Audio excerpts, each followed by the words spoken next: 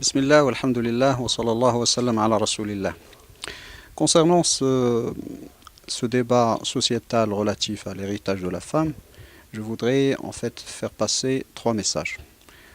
Le premier, c'est que le débat de fond n'est pas réellement un débat de jurisprudence relatif à l'héritage de la femme et les règles de l'héritage de la femme en islam, mais plutôt et surtout une confrontation entre deux repères et deux références. La première, d'un côté, c'est le repère qui se veut en parfaite symbiose avec la spécificité culturelle, religieuse, civilisationnelle du Maroc et des Marocains. Et de l'autre part, un repère qui se veut conforme aux valeurs dites universelles et qui sont en fait des valeurs occidentales, européennes au départ, américano-européennes par la suite, des valeurs qui sont nées en Europe, qui ont évolué en Europe dans un contexte purement européen et qui ont abouti dans ce contexte justement de confrontation avec la religion, catholique en particulier, ont abouti à ces valeurs qui sont dites actuellement valeurs universelles. Et donc, certaines personnes ont le courage d'exprimer que ces valeurs doivent avoir la prééminence, la suprématie par rapport à toutes les règles et y compris la religion islamique, la jurisprudence, le fiqh, etc.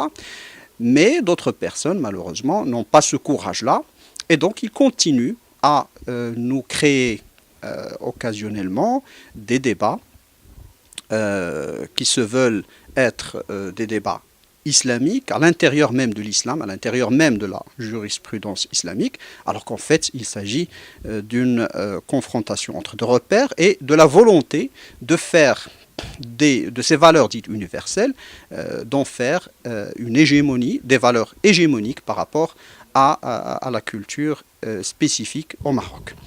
Le deuxième message concerne la façon avec laquelle ces gens-là s'expriment sur ces questions religieuses.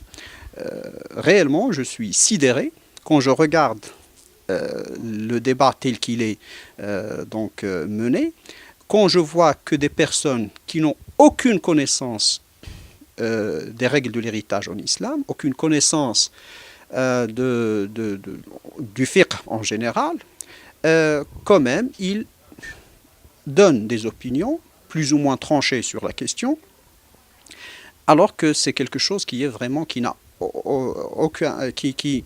pas de semblable dans tous les domaines du savoir et de la connaissance. Quand on ne connaît pas quelque chose, on n'en parle pas. Et on n'en a pas des opinions tranchées telles que nous le voyons actuellement chez ces personnes-là. L'héritage de la femme en islam, dans l'islam, n'est pas nécessairement la moitié de l'héritage de l'homme.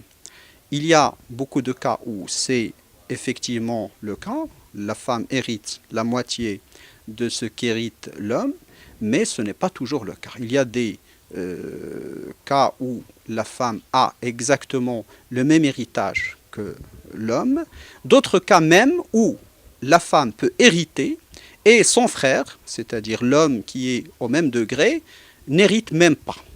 Donc, c'est ceux qui veulent faire de ces règles de l'héritage des règles non conformes à l'équité, non conformes à la justice, pêchent par excès de mauvaise connaissance de l'islam, de mauvaise connaissance du fiqh. Il faut savoir que les règles de l'héritage, ce que l'on appelle al-fara'id ou al-irth, c'est une science à part entière. Bien sûr, elle fait partie d'une science plus large, plus étoffée qui est le fiqh, mais il n'en demeure pas moins qu'il s'agit d'une science à part entière que l'on doit maîtriser, que l'on passe des journées, peut-être des semaines pour maîtriser et qui n'est pas à la portée de tout le monde. Donc, avant de parler, je vous prie, messieurs, de connaître le sujet, de préparer le sujet convenablement avant d'en parler avec cette légèreté que nous voyons actuellement. Et le troisième message, le dernier message, c'est aux mass médias, aux médias qui ont un manque de professionnalisme vraiment déplorable.